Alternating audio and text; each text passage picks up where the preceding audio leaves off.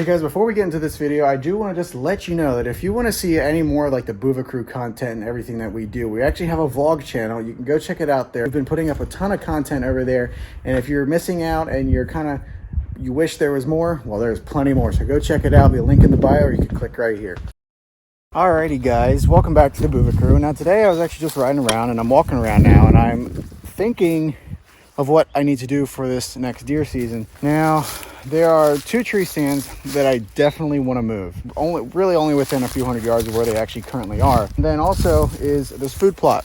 Now, I made an Instagram post about this food plot, and I figured out what I want to do. I do want to mow this down. So this right here, so what you're seeing in here, this right here, there's oats, wheat, and peas in here. So a couple different grain crops.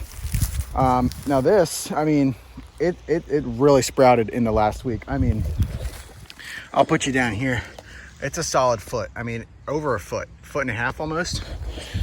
So I mean, like, it's quite a bit of stuff here.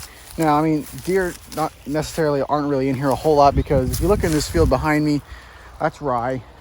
A bunch of rye back there, and again, another kind of grain crop. There's also triticale and some other stuff around here. So all these, a lot of dairy farmers, you know, dairy farmers are always, in the fall, they plant their rye or triticale, and they mow it off in the spring. Here in Pennsylvania, at least where we're at, I mean, there's hundreds of acres of that. So I mean, deer have that winter forage like all year long. But the other thing that's in this food plot is clover. There is some clover in here, more than what there used to be. Now what I want to do is I want to come in here sometime soon and mow this down. Now I'm either just going to take that little push mower thing and just pull it along like I did last time, or I'm going to take the weed eater through and do it that way. I don't want to do it yet because we've had some really warm days, but today it's actually kind of chilly right now. It's about 45 degrees, and we've had already today 3 snow squalls come through. We've already had 70-degree days, and now we're having snow squalls. So I don't want to mow it down just quite yet. I want to wait maybe until the end of April or the beginning of May. The next 2 weeks, still it's the same temperatures for the next 2 weeks. I mean, a couple 60s, but it's not really necessarily a big spike in temperature. So I want to wait a little bit. I don't want to mow it like in the peak of the summer. I don't want to do that because clover like the cool temperatures, but I'm not going to mow it quite yet. It's still a little too cold. And I don't, tonight we're supposed to have a freeze warning down to like 27 degrees, I think is what the Weather Channel said.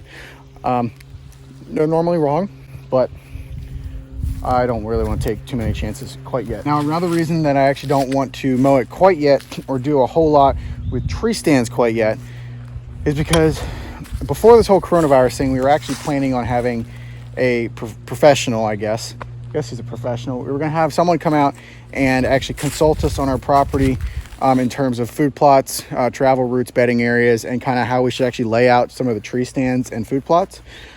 But the whole coronavirus thing, and now he can't do that. So kind of bummed out about that, but who knows, we might still maybe have an opportunity. Really, we don't know with the whole pandemic, but he might be able to come in this summer, and we could put some fall plots in somewhere. But I've always wanted to do a good spring plot, so this is my spring plot project. Actually, this is the one tree stand right up here. You see that. I hunted in that tree stand quite a bit this past season, saw a lot of deer, a lot of activity. There was a lot of deer in this food plot. There were a lot of deer in the trail back there where I have a camera, tons of buck pictures, and a lot of deer in the field back here behind me.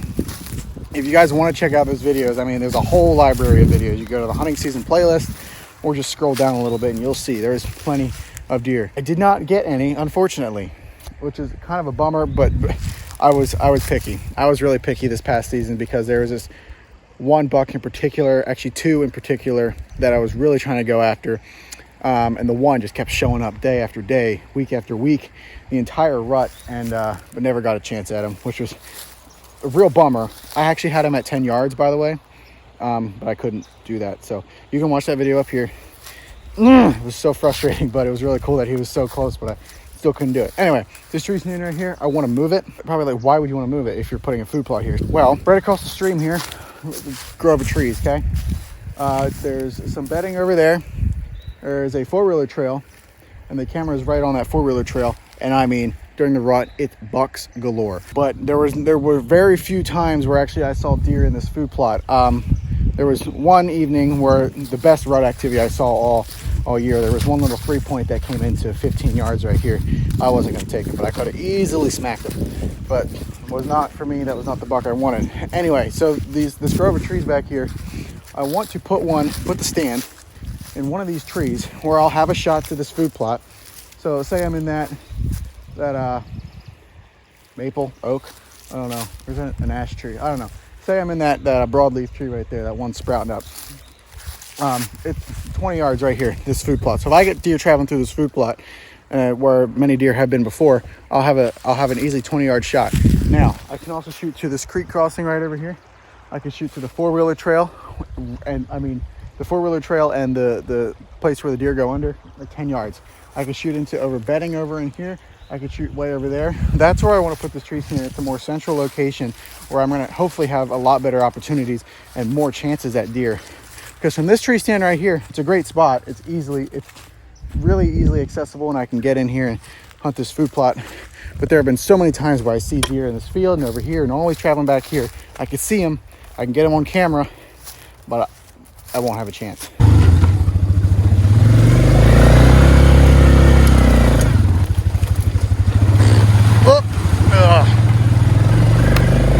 Alrighty, so we crossed the creek, and here's what I want to show you. This tree right here, the posted sign, that's the tree I was telling you about. If I'm right up there in that tree, I can shoot across the creek 20, 25, 30 yards to that food plot. Now, look at this. This is the deer crossing that they use. Now, deer all the time come from right up there in that corner, right up over there. All the time, deer, doe, herds, all of them come out of there. Sometimes occasionally they'll come over the hill. I've seen that. And then a lot of times where this field kind of goes back in a point, they'll come out and actually walk along here. And most of the time they all end up coming through here, walking this way, down this trail. Tracks right here. Looks like they were running. I mean, they're just always running through here, and it's a good spot. And then they go up there and all sorts of stuff. So deer are moving through here, and this is really where I want to come down here and hunt this year, because the amount of deer that I've seen back here is just insane.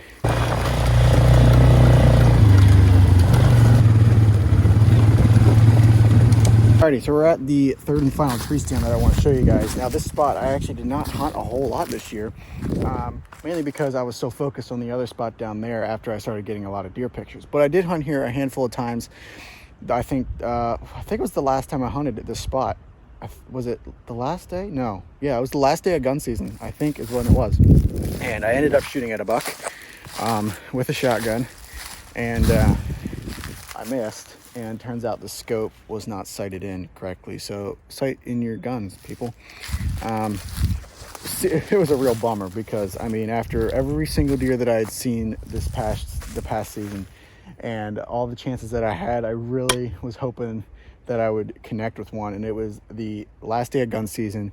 Still had not shot at a single animal, and this one finally gave me the opportunity. It was a decent buck. I believe it was actually one of the 6 points that I had been passing up all season. Actually, no, technically I never had an opportunity at him, but I saw him a lot, and I was telling myself I was going to pass him up.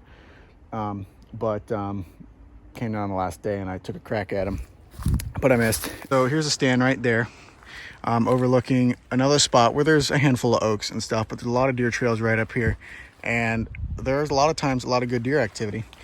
But back here across the creek is where all the deer activity really was. I mean, it's always seemed to be back here. Even though there's a bunch of good trails right here, the deer activity always ends up being down here. So the one night, like I said, where I had that big old mature buck, actually it wasn't big, but that old mature buck 10 yards from me was right across the creek over here at about probably 80 yards from where I'm standing. Whoa. I had hunted in this stand a handful of times, okay, and during the rut. And each night I ended up seeing deer out here.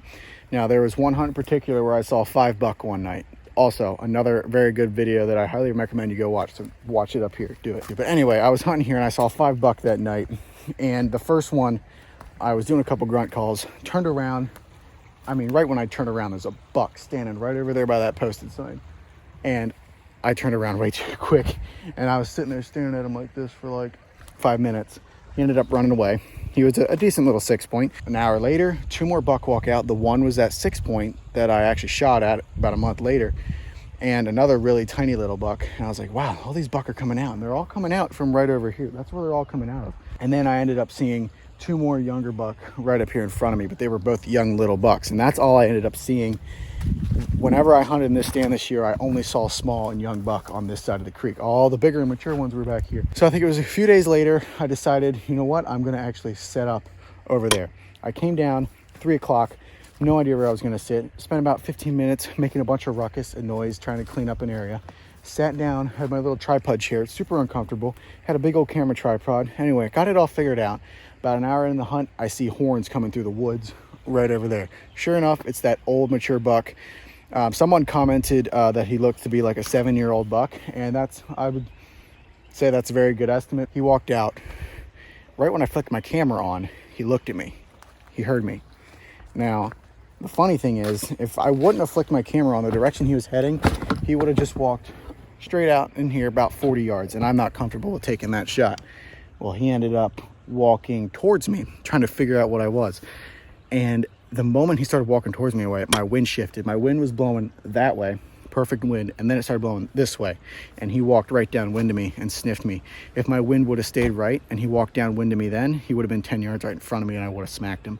It would have been great. It didn't work out, but that's where all the big deer were. So I want to move this tree stand, this whole spiel that I'm giving you, I want to move this tree stand over across the creek into this open grove. There's a lot of black walnuts over here. What would be nice is to have, you know, some maples, some oaks, some beech, some sassafras, you know, all these little saplings like you see here, all these little saplings, if they start to grow up and then that sun hits them in the summer and stuff, it'll get real thick, but it just hasn't. And it's even though it's not super thick, deer are still traveling through there.